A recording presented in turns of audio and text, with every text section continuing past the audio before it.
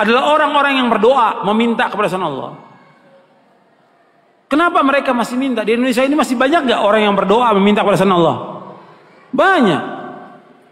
Mereka datang ke kubur-kubur yang dianggap kubur wali songo, dan kuburan yang dianggap keramat oleh mereka, kuburan yang kata mereka mengandung barokah. Nggak ada dalam Islam kuburan yang keramat, kuburan mengandung barokah, nggak ada di muka bumi, tidak ada sama sekali, nggak ada. Kemudian mereka datang ke sana. Seandainya mereka orang soleh, betul orang soleh, nggak bisa mereka mengabulkan doa,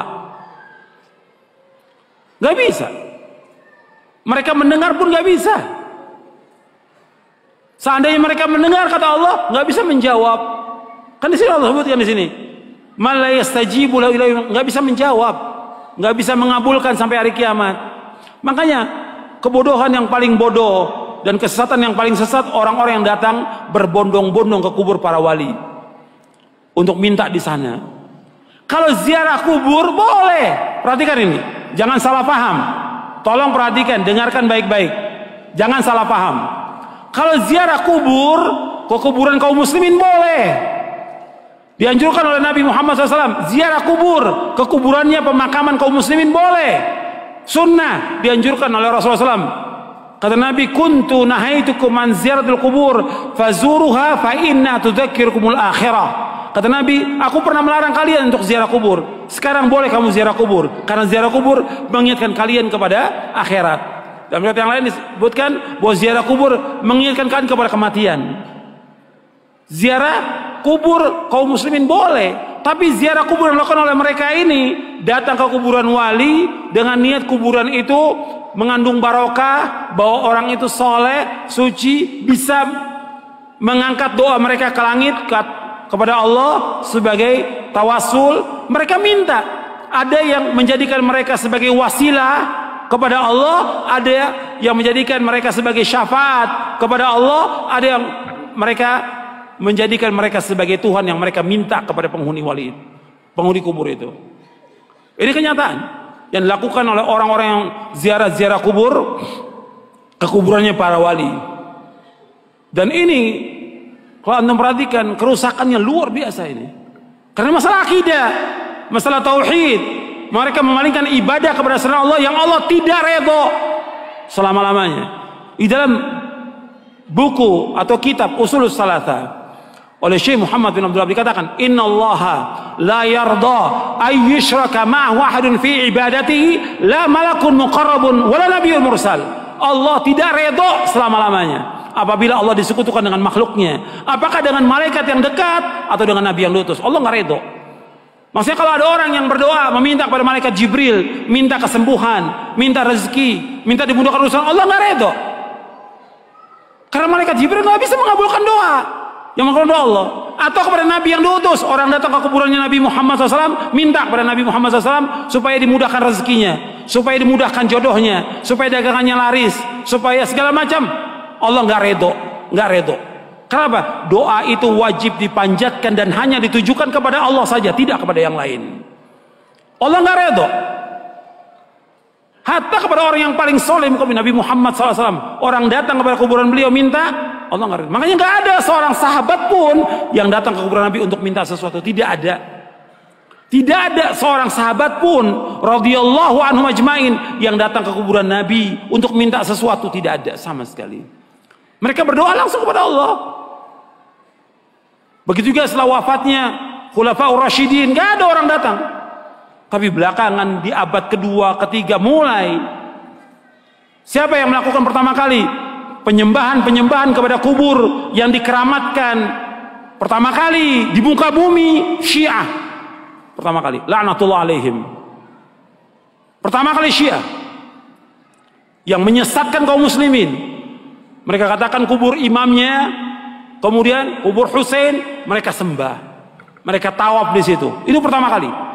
Sunnahnya orang Syiah, sunnah sayyi'ah, sunnah jahiliyah yang mereka lakukan. Bukan sunnah hasanah, sunnah sayyi'ah. Mengajak orang untuk menyembah kubur. Setelah itu diikuti oleh apa? Diikuti oleh yang kedua, torekot sufiyah. Yang pertama Syiah, laknatullah alaihim. Yang kedua tarekat Sufiyah, menganggap bahwa gurunya, syekhnya sebagai wali, sudah mencapai tingkatan yang paling tinggi, sampai datang. Sampai syekhnya mengatakan di buku-buku mereka, di kitab mereka, kalau kamu mengalami kesulitan, kesusahan dan saya sudah mati, kamu datang ke kubur saya, kata mereka begitu. Ini sesat dan menyesatkan kaum muslimin. Anda melihat sekarang tambah banyak orang yang pertama kali mulai kuburan itu disembah, kemudian dibangun kubur di dalam masjid, itulah orang-orang Syiah. Nggak akan bertemu dalam Islam antara kuburan dengan masjid selama-lamanya, tidak akan ketemu dalam Islam. Adapun kuburan Nabi Sallallahu Alaihi Wasallam itu di luar masjid. Kemudian pada Khalifah zaman Abdul Malik dibongkar, dimasukkan, dan sahabat sudah mengingkari yang masih hidup pada zaman itu. Nggak bisa bersatu dan beda kuburan Nabi. Karena apa? Nggak mungkin kuburan Nabi akan dibongkar, dipindahkan ke Baqi, nggak mungkin. Karena Nabi nggak mau. Kalau di Baqi akan disembah oleh manusia. Makanya Nabi dibedakan khusus untuk Nabi dikuburkan di tempat itu dengan dua sahabatnya, Abu Bakar dan Umar. Adapun kuburan yang lain nggak boleh, nggak bisa bersatu antara masjid dengan kuburan selama-lamanya. Yang pertama kali Syiah. Karena ini perbuatan siapa? Perbuatannya orang-orang Yahudi dan Nasrani. Maka 5 hari menjelang wafatnya Rasulullah mengatakan, la'natullahi 'alal yahudi wan nasara ittakhadhu qubur anbiya'i masajid wa ana anhaakum an dzalik. Mudah-mudahan, kata Nabi SAW, 5 hari menjelang wafat, mudah-mudahan Allah melaknat orang Yahudi dan Nasrani karena mereka menjadikan kubur Nabi mereka sebagai tempat ibadah. Aku larang kalian jangan melakukan seperti mereka. 5 hari menjelang wafat, 5 hari. Terus Nabi ingatkan umatnya, jangan seperti Yahudi, jangan seperti Nasrani yang mereka menjadikan kubur Nabi mereka sebagai tempat ibadah. Aku larang. Kuburan bukan tempat ibadah, kuburan. Dan nggak boleh melaksanakan perjalanan ke makam-makam, nggak boleh. Ziarah kubur boleh, tapi menentukan makam tertentu untuk ziarah mempunyai keutamaan nggak boleh. Yang punya keutamaan 3 masjid, masjid aja cuma 3 masjid dari seluruh dunia yang mempunyai keutamaan. Kata Nabi SAW dalam hadis yang sahih, ada di buku ini, la tushaddur rihalu illa ila 3 masajid, masjid hadza wa masjidil haram wa masjidil aqsa. Kata Nabi, nggak boleh mengadakan perjalanan dengan niat ibadah kecuali 3 masjid. Tidak boleh mengadakan perjalanan safar dengan tujuan ibadah kecuali 3 masjid. Pertama masjidku ini, Masjid Nabawi. Yang kedua Masjidil Haram. Yang ketiga Masjid Aqsa. Masjid aja nggak boleh. Ada di Bandung umpamanya ada masjid yang bagus, orang mengatakan bahwa masjid itu punya keutamaan, nggak boleh. Semua masjid sama. Masjid di sini di Pustai atau masjid yang lain yang dibangun semua sama. Ganjarannya sama kalau orang sholat di dalamnya, kecuali 3 masjid. Masjid Nabawi sekali sholat di sana 1000, lebih dari masjid yang lain. Kalau di Mekah, di Masjidil Haram, di Mekah maksudnya di Masjidil Haram saja, bukan di masjid yang lain. Di Mekah bukan, di Masjidil Haram saja itu 100.000 keutamaannya dari masjid yang lain seluruh dunia. Kalau di Masjidil Aqsa 250. Itu keutamaan yang disebutkan oleh Rasulullah Sallallahu Alaihi Wasallam.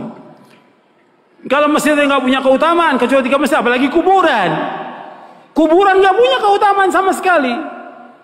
Makanya orang-orang yang datang dan meminta ke kubur-kubur, Allah menyebutkan dalam Al-Quran ini orang yang paling sesat di muka bumi.